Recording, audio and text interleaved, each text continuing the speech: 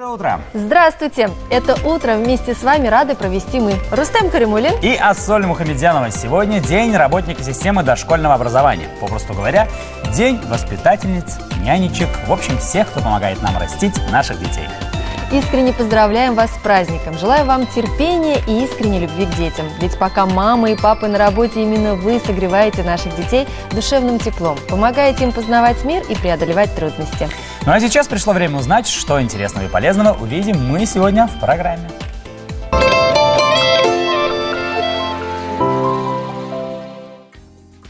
Как привлечь деньги? Проверяем народные приметы и слушаем мнение экспертов. Приятного аппетита! Готовим блюдо грузинской кухни. На заметку: разные способы зарядиться энергией дождливой осенью. Как привлечь деньги? Тема, которая интересует всех, независимо от уровня достатка. Ведь, как известно, денег много не бывает. И хотя самый гарантированный способ обзавестись деньгами – это заработать их, люди продолжают искать альтернативные пути достижения финансового благополучия. Об этом в нашем следующем сюжете.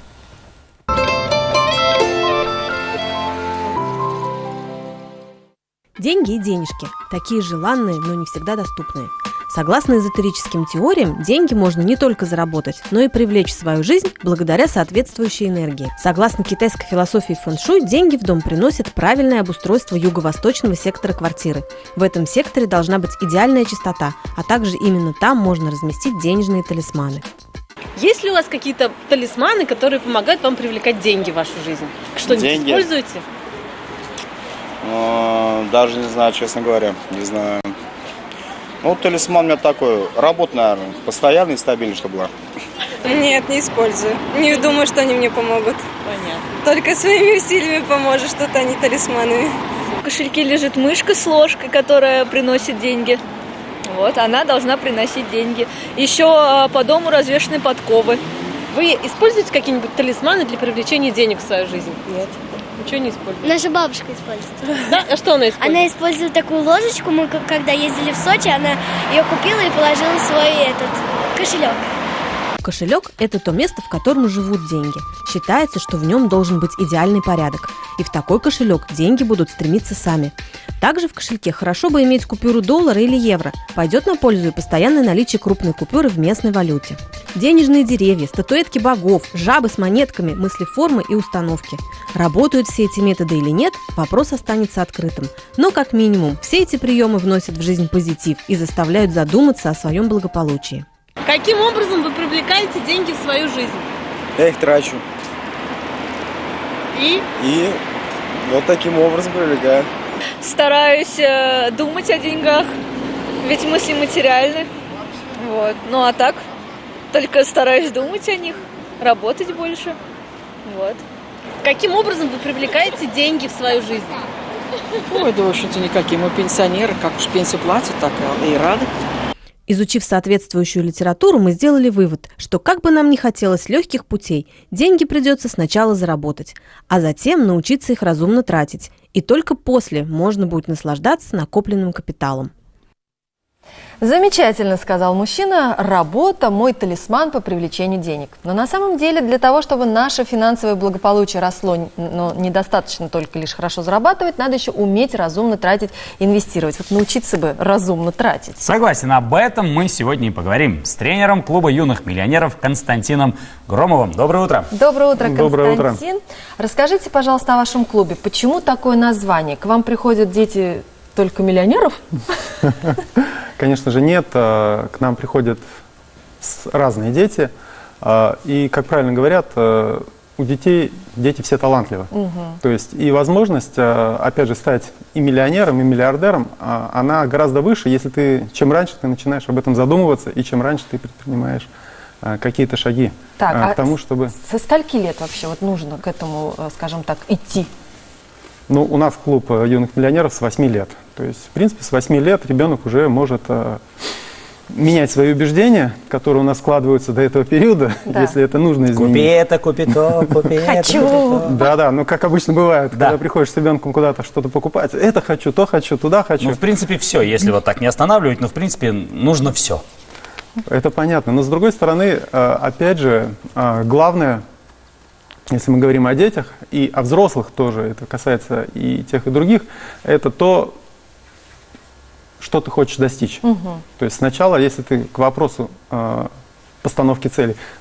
Финансовая грамотность получается, да, ребенку как бы внушается с этого вот, можно сказать, юного возраста, да, как правильно, во-первых, ценить деньги, скажем так, да, и что они не так просто достаются. Да, Константин, а давайте вот поговорим про сам процесс обучения. Как он проходит? Любопытно очень. Процесс обучения, само обучение, оно состоит из 3 месяцев, это тренинг. То есть почему он длится 3 месяца, каждую неделю одно занятие? Для того, чтобы те привычки, которые ребенок получает в результате обучения, он мог внедрить в жизнь и закрепить их. Чтобы по окончании клуба миллионеров у него эти привычки остались, и с их помощью он как раз рос и развивался в дальнейшем. Вот нам со школы какие-то предметы давались лучше, какие-то хуже. А вот если у вас такие вот ученики, которые, ну, вот не дается ему обучение. Необучаемые. Ни в какую. Все дети талантливые. Да. То есть это вот несомненно. И если мы говорим о том, что у кого-то что-то лучше получается, у кого-то что-то хуже получается, то просто нужно сконцентрировать фокус внимания на том, что у тебя получается. И постепенно то, что не получается, подгонять до какого-то среднего стандарта, который у тебя будет получаться. И если ты сфокусируешься на том, что у тебя получается, и будешь это развивать, то в любом случае у тебя придет все остальные составляющие. И деньги, и известность, и благополучие. Ну, нужно найти подход, мне кажется, каждому ребенку и помочь ему раскрыть его самый главный талант. Ну, этим мы тоже занимаемся это как раз. Хорошо. Ну и, Константин, наверное, один из самых важных вопросов вам на сегодняшнем нашем эфире. Как правильно зарабатывать деньги и какие советы вы можете дать, чтобы не возникало с этим проблем?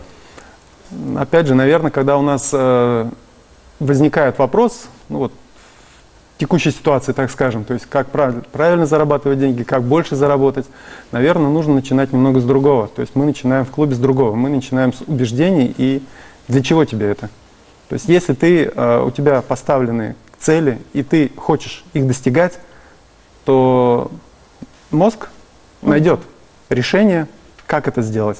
Если у тебя нет цели, но ты просто хочешь быть богатым, то довольно сложно заработать, или заработав деньги, ты не будешь счастливым. Сидя на диване просто, вот хочу быть богатым. Хорошо, а какие основные ошибки в отношении денег допускают большинство людей? Ну, большинство людей, как говорил Роберт Кийосаки, у меня есть друг, который играет в гольф, да? Каждый год покупает новые клюшки для гольфа, амуницию очень дорогую, но тем не менее за все годы он не потратил ни цента на тренера. Если бы он использовал прошлогодние клюшки, но потратил деньги с хорошим тренером, который бы ему показал, как это делать, что нужно делать для того, чтобы достичь того результата, который он хочет, то он бы его гораздо быстрее достиг, и результаты были бы совершенно иными. Вот ваш совет родителям, которые не знают, как своего ребенка приучить правильно, опять же, тратить деньги, да, вот родители выдают, например, ребенку на неделю какую-то сумму денег, а он уже через день все, этого ничего не осталось у него, и вот все, а родители просто в истерике. Наверное, лучше привести к вам в клуб юных миллионеров.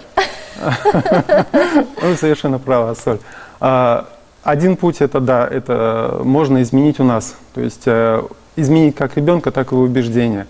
Второй путь это можно делать самому так. То есть, по сути, дети, они видят нас и в любом случае нас зеркалят. То есть те вещи, которые они видят, они также и делают. Как бы мы там ни говорили, что это не так, но тем не менее это так. Можно, это нельзя, в любом случае сделать то, что делаешь ты. Самое главное, мы скажем нашим телезрителям, что занятия в клубе юных миллионеров проходят абсолютно бесплатно. В это воскресенье у вас состоится семинар, у вас есть возможность пригласить наших телезрителей. В это воскресенье с 10 до 12 состоится семинар в Доме предпринимателя на Петербургской, 28, с 10 до 12. Приходите, мы будем вас ждать и объясним и вам, и ребенку что нужно сделать для того, чтобы как раз вот тех ошибок, о которых мы рассказывали, которые избежать. Спасибо вам огромное, Константин. Я думаю, что многие воспользуются вашим советом, обязательно придут на ваш семинар. И наши дети, когда подрастут, мы обещаем, что приведем их к вам. Спасибо. Возможно, просто без ребенка придут. Отлично. Тоже интересно послушать. Ну что ж, а сейчас реклама на ТНВ. Не переключайтесь, впереди еще много интересного.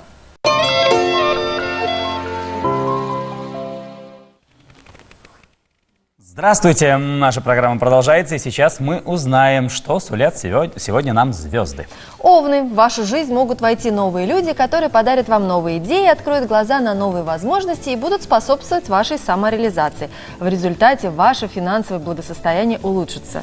Тельцы. Возможно, что в первой половине дня вы будете находиться в центре внимания, что удовлетворит ваше самолюбие. Но не теряйте бдительности. Возможно, не все похвалы искренни, а кто-то просто хочет воспользоваться вами для достижения собственных целей. Лицемеры кругом. Близнецы. Возможно, кто-то захочет покопаться в вашей личной жизни и нарушить душевный покой.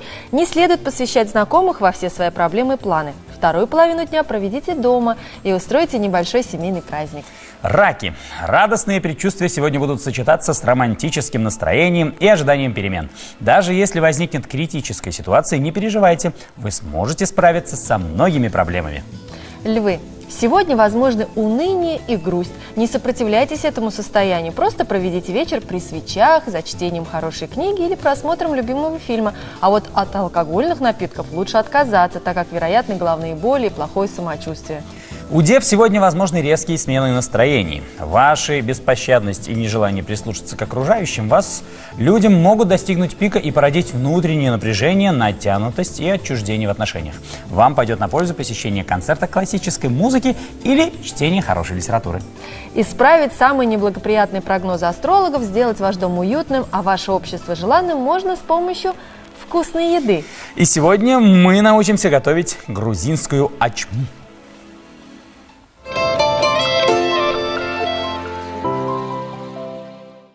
Для приготовления теста вам понадобится 3 стакана пшеничной муки, стакан воды, половина чайной ложки соли и столовая ложка сливочного масла. Для начинки возьмите 350 граммов сыра сулугуни, 150 граммов сливочного масла, 2 куриных яйца и столовую ложку сметаны. Сыр нарежьте небольшими брусочками и на время отложите, а пока замесите пресное тесто. Готовое тесто поделите на 10 частей. Из каждой раскатайте тонкий пласт теста. Окуните их в кипящую подсоленную воду, а затем в холодную. Выложите первый пласт в форму, поверх распределите часть сыра и масла. Дальше повторите эту процедуру с остальными частями теста. Взбейте яйца, добавьте в них столовую ложку сметаны и полученной смесью залейте блюдо. Запекайте при температуре 180 градусов примерно час. Подавайте с зеленью. Ну а сейчас пришло время узнать, что ждет нас сегодня на ТНВ. Слышишь, я тебя очень прошу, оставь нас в покое. Мы уедем с Клянска к маме и дочке. Мне не хочется огорчать тебя, но у тебя нет ни мамы, ни дочки. Господи, Господи, да о чем ты говоришь? Я не маньяк, я не убийца, нет. Я не похитил их, и они не сидят где-то в темном подвале. Федор Лосев разгадывает, наконец, тайну фотостудии Виктора, где фотограф создавал множество разных реальностей. Выясняется, что настоящий Виктор не погиб, а лично убил одну из своих копий, для того, чтобы Федора заподозрили в преступлении. Финальную серию мистического фильма «Последняя репродукция» смотрите в 9:00 на ТНВ. Слушай, он так много знает, он говорит о таких вещах. Ты представляешь, я даже половины слов просто разобрать не могу. О чем это? Не пойму, тебе там не интересно, что ли? Интересно. Нет, если тебе не интересно, я могу вообще не рассказывать. Ой, слушай, ты такой мужик. У меня таких еще никогда не было. Что делать, Танька? Две подруги, легкомысленная и эффектная Ирина и скромная, застенчивая Татьяна, мечтают о замужестве. Ирина даже присмотрела подходящих женихов. Себе генерала, а Татьяне начальника фирмы. Но судьба внесет в их планы свои коррективы. Анна Большова, Инга Оболдина, Виктор Вержбицкий и Игорь Филиппов в фильме «Выйти замуж за генерала». Смотрите в полдень на ТНВ. Отдел рукописей и редких книг библиотеки имени Лобачевского. Это настоящая сокровищница старинных книг. Порой истинные драгоценности можно обнаружить за совершенно непримечательными обложками. Чем же оказался ценен научный ежедневник студента Варшавского университета начала прошлого века? Об этом узнаем сегодня. Фолиант в столетнем переплете. Смотрите в 14:15 на ТНВ. Кстати, Лев Толстой, 190 лет со дня рождения которого исполнилось в этом году, тоже был сиротой. Именно это обстоятельство привело его в Казань. Да, Казань – город, который оказал огромное влияние на становление великого писателя и мыслителя. Сюда он приехал 13-летним подростком и провел здесь 6 лет своей жизни. В 16 лет поступил в Казанский университет, который покинул через 3 года. Кстати, если выражаться современным языком, высшего образования классик так и не получил. И это не помешало ему стать всемирно знаменитым писателем и одним из образованнейших людей своего времени. И в этом году в Казани проходит множество выставок, отражающие разные аспекты его личности. Об одной из них мы поговорим сегодня. У нас в гостях директор Государственного музея изобразительных искусств Республики Татарстан Розалия Нургалиева. Доброе утро. Доброе утро. Розалия Миргалиевна, расскажите, пожалуйста, о выставке, что на ней представлено? Надо сказать, что, конечно же, Государственный музей изобразительных искусств обладает потрясающей коллекции именно этого периода. Это живопись, графика, где иконография Казани представлена потрясающей. И, конечно, то общество, которое с 41 по 46 год, портреты этих людей окружали Толстого и его братьев и сестры.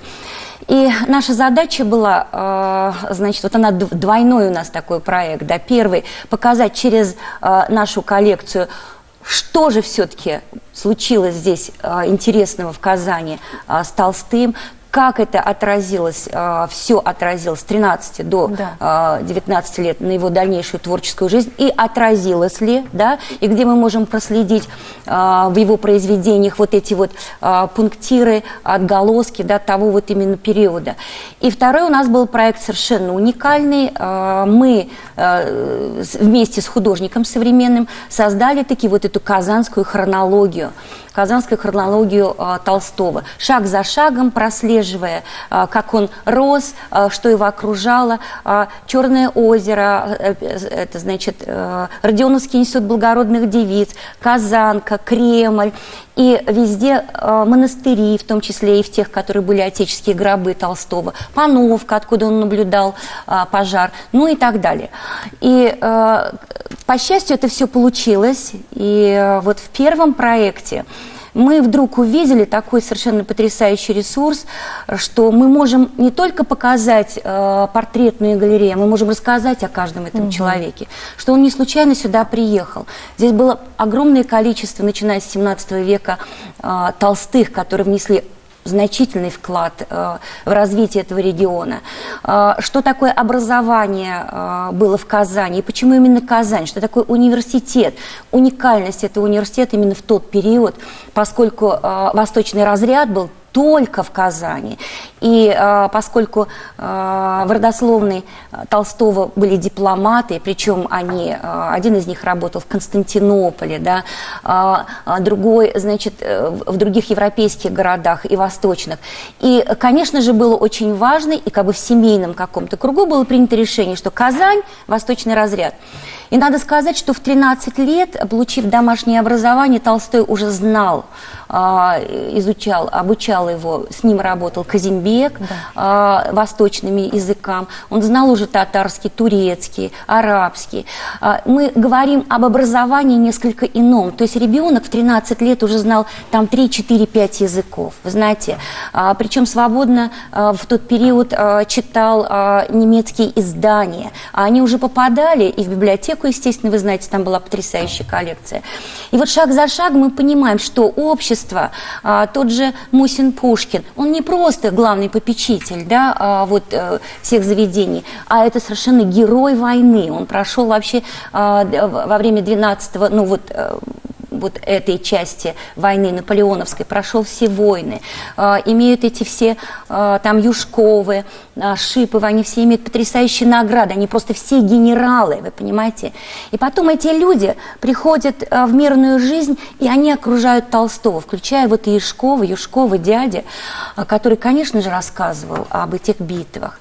Мусин Пушкин внес потрясающий вклад вообще в развитие образования, да, но при этом он был потрясающий воин, он был, конечно же, ну, образование само собой, но они несли с собой вот этот заряд сохранения Отечества, да, России. Карл Фукс. Безумно интересно рассказывать. Да. Вот, но, Да. Мы также сами знаем, что Лев Николаевич также служил. У него также имеется звание. Да, вы знаете, это позже гораздо, да, конечно, это Крымская война, Да. и тоже она отразилась на его жизни и на его творчестве, но мы хотели, конечно, Казань, да, вы Казань, знаете, мы да. любим Казань, и всегда мы говорим о том, что недостаточно раскрыта вот эта тема, а главное, что связь Казани и то, что с ним дальше происходило. Уже, по-моему, 14 марта 1947 года, когда он лежит в больнице, ну, я не могу сказать, что его осенило, и он начинает уже писать дневник и говорит, да, пишет, что я становлюсь лучше, я сейчас все сделаю для того, чтобы стать иным. Он был всегда недоволен своей жизнью, да, и своими поступками. И здесь, конечно, с 13 до 19 лет произошел какой-то переломный момент в его жизни. Ну и, конечно, я хочу сказать, что вот мы говорим о Лихачеве, да, но мы никогда не говорим, что его мама Панаева, да, она была, вообще-то говоря, Толстая, да, то есть если мы говорим например, о тех же Юшковых, это опять же, значит, родословно. Если мы говорим о Баратынских, это Казимбеки и, опять же, Толстые. Казимбеки, Толстые – это совершенно потрясающий тоже такой образовательный ресурс. И вообще дворяне, мы пришли к тому, что надо еще раз вообще рассматривать, что такое, кто это были люди, и почему пришло в одночасье время, когда их смыло как бы волной с нашей истории. Да? Я думаю, что все, кто придет на выставку, обязательно окунутся просто в это время. И вот слушали бы вас и слушали. Спасибо вам огромное. Да, я вот впервые вам могу сказать, мне очень жаль, что у нас ограниченное время, потому что нужно отдельно делать передачу, где с вами можно было бы говорить. Спасибо вам большое, что пришли к нам. Дорогие друзья, приходите на выставку. Ну а сейчас реклама на ТНВ, она будет недолгой. Доброе утро, мы продолжаем. Вчера в Казани прошла премьера оперы Резиды Ахьяровой «Сюмбике». Либретто написал Ринат Харис. Рассказать о том, как прошла премьера новой оперы, к нам пришла руководитель литературной части театра оперы и балета Жанна Мельникова. Доброе утро. Доброе утро. Жанна, ну, конечно же, поздравляем вас с премьерой. Расскажите, как все прошло. Спасибо большое. Я тоже хочу поздравить и вас, и всех нас с рождением нового сочинения. Это редкий случай, когда появляется новая опера в современном мире. Здесь работа велась с нуля. Либретто, как вы правильно сказали, написал народный поэт Татарстана Ринат Харис, а музыку создала Резида Ахьярова, и работа в общей сложности заняла несколько лет. Это был очень большой такой длительный процесс. Невероятно. Да. Ну и вот последний уже этап – это подготовка спектакля, это создание декорации, это режиссерская работа. И я считаю, что эта опера «Сюмбике» могла и должна была появиться именно здесь, в Казани, поскольку Казань с ее башней Сюмбике, с ее неизменным символом, это, наверное, основная вдохновляющая идея. А так опера получилась большой, масштабной, 3 действия, 3 часа музыки практически. И вот я еще не могу выдохнуть, для меня это большое событие. Случилось такое большое событие в культуре Татарстана и в культуре всей России. А какие исторические события отражены в спектакле? Ну, конечно, это исторические события середины 16 века. В центре жизнь Сюмбике. Либретто основано на реальных фактах, но все-таки это художественная подача, так сказать. 3 действия оперы происходят в 3 городах. Вначале в Казани, где Сюмбике после смерти своего мужа Сафагирея она является правительницей, регентшей при малолетнем хане Утямыше. И вот она единственная женщина на ханском престоле, ей сложно непонятно, как ей быть, усугубляются отношения с некоторыми государствами, в общем, сложная политическая обстановка, и она прислушивается к мнению главы правительства Бейбарса, который говорит, что нужно налаживать дипломатию с Москвой. У нее есть фаворит, начальник дворцовой стражи Кощак, который говорит, надо бежать в Крым, там просить там помощи. И она мечется, она не знает, и она обращается просто к небесам. Она поет «Врата небес», помогите мне, укажите верный путь. Она вот как женщина, она не знает, что предпринять. А это не просто женщина, она царица, она правительница. За ней последнее слово. И она уезжает в Москву. Второе действие происходит в Москве. Причем первое действие идет на татарском языке, а второе уже на русском, поскольку действие происходит в Московском Кремле. И там на главную сцену выходит Иван Грозный, которому на тот момент около 20 лет. И в Москве ломается судьба Сюмбике, поскольку Иван Грозный лишает ее надежды на возвращение в Казань. Он выдает замуж ее за касимовского хана Шах-Али и отбирает у нее сына, что для нее стало вот последним надломом, последней трагедией. И третье действие очень такое прозрачное и сложное. Оно происходит в Касимове, куда отправлена Сюмбике. Она никак не может привыкнуть к этой обстановке, и она очень скучает по своему сыну, для которого она берегла этот престол, который у нее единственный, она его так любила. И в конце она уже в помешательстве, и очень интересно решена финальная сцена, где не повторяется легенда о том, что Сюмбике бросается с башни, а она как бы уходит вдаль, в облака, в вечность. Почему она и стала вот этой легендой нашей татарской нации. Ой, вот это вот надо видеть, это вот надо видеть. А скажите, пожалуйста, есть ли уже какие-то мнения от театральных критиков или же просто любителей оперы? Конечно, мнение есть. Вот сейчас пообщалась с Розалией Миргалимовной, которая была гостем передо мной. Она вчера была на премьере, она просто очень важные, хорошие слова сказала о постановке. Она сказала, что это большое событие.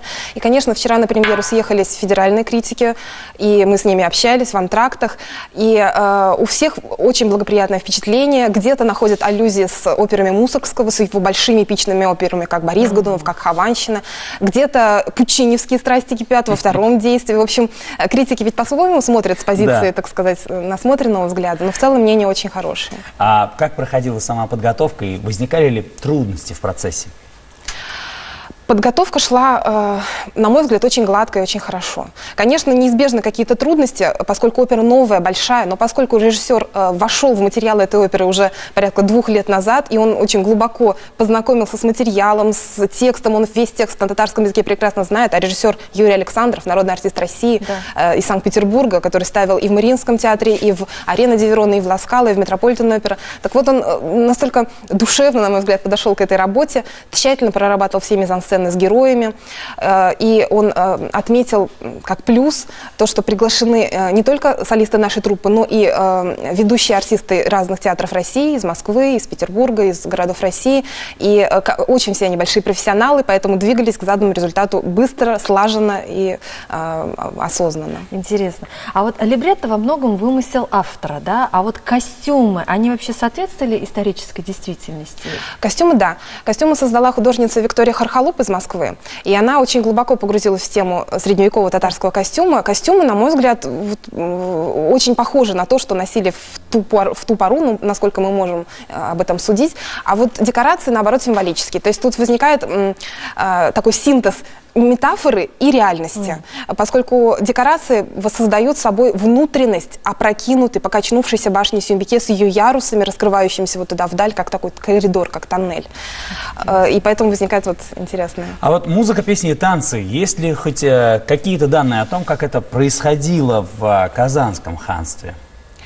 На что опирались создатели оперы в своем творчестве? При постановке, да.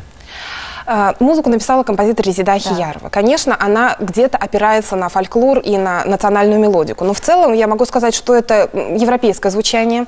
И очень большой плюс, я хочу сказать, низкий поклон Резиде Ахияровой в том, что в опере много красивых мелодий. Эта опера мелодичная, в ней, несомненно, есть хиты. И если вот говорили об операх Верди, о том, что после премьеры арии из Риголетты, из Травиаты на следующий день пела вся Италия, то здесь примерно то же самое. Я послушала несколько репетиций, и у меня уже на слуху все основные арии. Я могу вам их напеть, но боюсь, что это будет не совсем профессионально. И я уверена, что эта опера разойдется на хиты, поскольку в ней есть прекрасный мелодизм. Ну и, наверное, один из самых важных вопросов после того, как мы столько всего уже уже рассказали, после того, как, я думаю, уже разожгли интерес, наверное, у всех, кто сейчас нас смотрит и слышит. Те, кто не успел купить билет заранее, когда смогут получить еще один шанс увидеть этот спектакль? Опера войдет в репертуар театра и будет периодически повторяться в афише.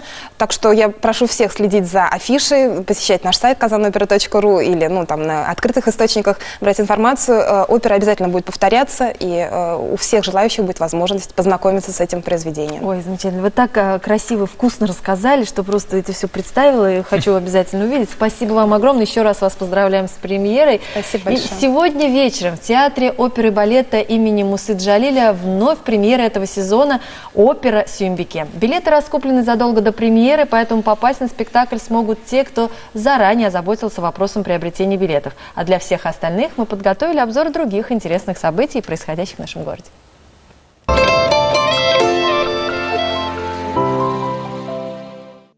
Сегодня в музее Горького в рамках открытия сезона культурно-просветительских программ пройдет концерт «Горький и музыка». Первый концерт посвящен любимым вокально-инструментальным произведениям писателя. В программе вечера в исполнении преподавателей и студентов Казанской консерватории прозвучат произведения любимых композиторов Алексея Максимовича – Грига, Чайковского, Шопена, Бетховена и других. Придуманный еще в 1946 году итальянским режиссером Эдуардо де Филиппо, сюжет этой комедии и сейчас востребован и актуален. Филумена Мартурано многие годы живет со своим возлюбленным вне брака. Наконец, легкомысленный Доминика созрел для того, чтобы связать себя узами брака. Но не с преданной Филуменой, а с юной любовницей. Однако Филумена вовсе не собирается отдавать мужчину, которому посвятила всю свою жизнь, какой-то внезапно объявившейся вертихвостке. Чтобы сорвать их планы, Филумена идет на хитрость. «Брак по-итальянски» в постановке Александра Славутского можно увидеть в Казани сегодня вечером. Когда-то Монтеки и Капулети разрушили жизнь своих влюбленных детей. Родители Гузель и Ильфака тоже совсем не рады предстоящей женитьбе своих отпрысков и всеми силами стремятся противостоять этому. Но в данном спектакле все закончится очень хорошо для всех участников истории. Любовь и счастье обретут не только молодожены, но и все, кто их окружает. А может быть даже и те, кто придет на спектакль «Лестница любви» в постановке Рашида Загидуллина. Пасмурная погода, холод и сырость осенью на многих навевает тоску. Как взбодриться и зарядиться энергией, несмотря на непогоду, узнаем из нашего следующего сюжета.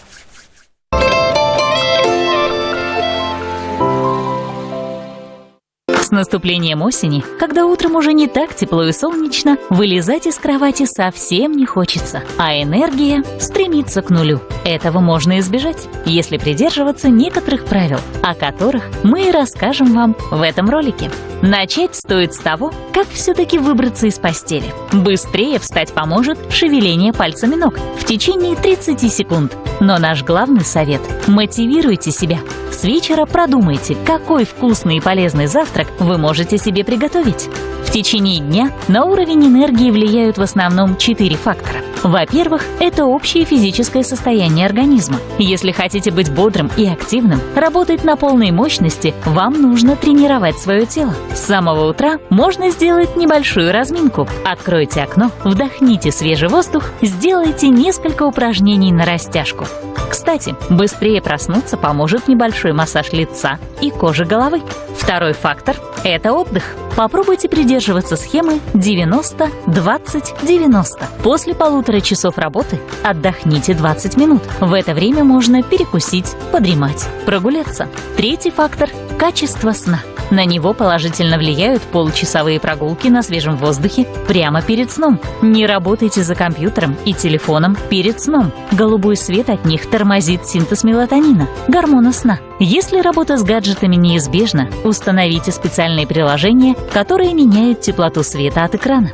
То, что мы едим, также влияет на нашу продуктивность. Включите в свой рацион орехи, семечки, натуральный йогурт, бобовые и крупы, шпинат, морковь, овсянку и бананы. Эти продукты считаются самыми энергетичными. Безусловно, следует в целом сбалансировать питание и не есть за 2 часа до сна. Следуйте нашим советам, и энергия будет с вами весь день.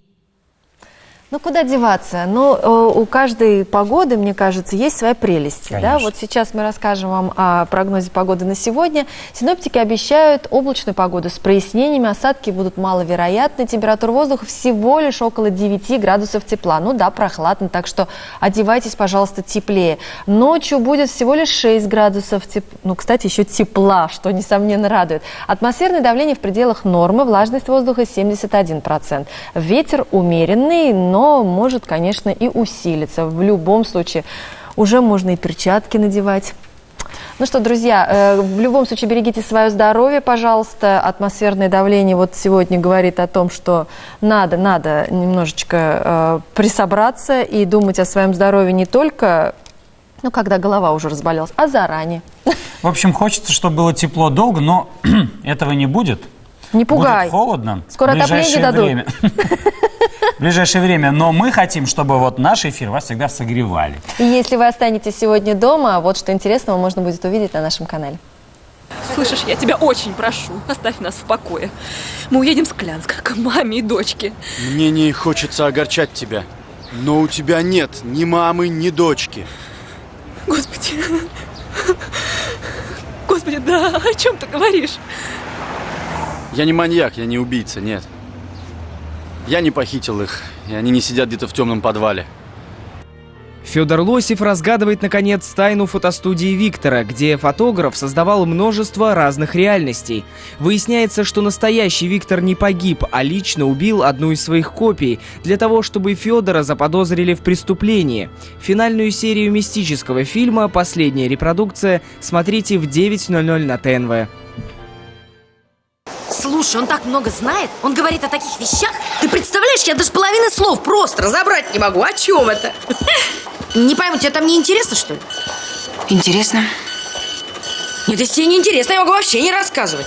Ой, слушай, ты такой мужик. У меня таких еще никогда не было. Что делать, Танька? Две подруги, легкомысленная и эффектная Ирина и скромная, застенчивая Татьяна, мечтают о замужестве. Ирина даже присмотрела подходящих женихов. Себе генерала, а Татьяне начальника фирмы. Но судьба внесет в их планы свои коррективы. Анна Большова, Инга Оболдина, Виктор Вержбицкий и Игорь Филиппов в фильме «Выйти замуж за генерала». Смотрите в полдень на ТНВ. Отдел рукописей и редких книг библиотеки имени Лобачевского. Это настоящая сокровищница старинных книг. Порой истинные драгоценности можно обнаружить за совершенно непримечательными обложками. Чем же оказался ценен научный ежедневник студента Варшавского университета начала прошлого века? Об этом узнаем сегодня. Фолиант в столетнем переплете. Смотрите в 14:15 на ТНВ. Ну а сейчас пришло время узнать продолжение гороскопа. Весы. Уделите особое внимание работе с бумагами. Не доверяйте непроверенной информации. Если есть возможность, то проведите вторую половину дня на природе. Это избавит вас от напряжения и тревоги. Скорпионам сегодня не стоит бессмысленно рисковать и заниматься коммерцией. Это не для вас. Переждите трудные времена, и удача не заставит себя долго ждать. Стрельцы. Возможно, что сегодня вы получите негативную информацию о своих партнерах или близких людях. Постарайтесь держать себя в своем стремлении наказать или отомстить. Вам нужно только определиться в отношениях к этим людям. Козероги, проявите бережливость, так как незапланированные расходы скажутся на вашем бюджете. Остерегайтесь романтических приключений, они могут иметь нежелательные последствия. Водолеи, возможно недоразумение в отношениях с коллегами и членами семьи. Постарайтесь проявить сдержанность, но не откладывайте решение проблем на завтра. Рыбы. Отличное время для реализации ваших идей. Творческий подъем в сочетании с благоразумием помогут вам в этом. Если вы решили что-то предпринять, то результаты вашей деятельности в скором будущем могут явиться основанием вашего признания и славы. Наша программа на этом завершается, а вот что мы покажем вам завтра.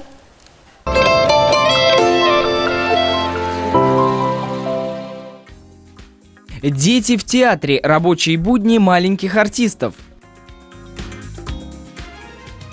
Будь в форме. Упражнения для похудения. Приятного аппетита! Готовим жульен с курицей и грибами. Это все, что мы успели вам рассказать сегодня. С вами были Ассоль Мухамедзянова и Рустем Каримулин. До завтра, мы вас любим. Всем пока!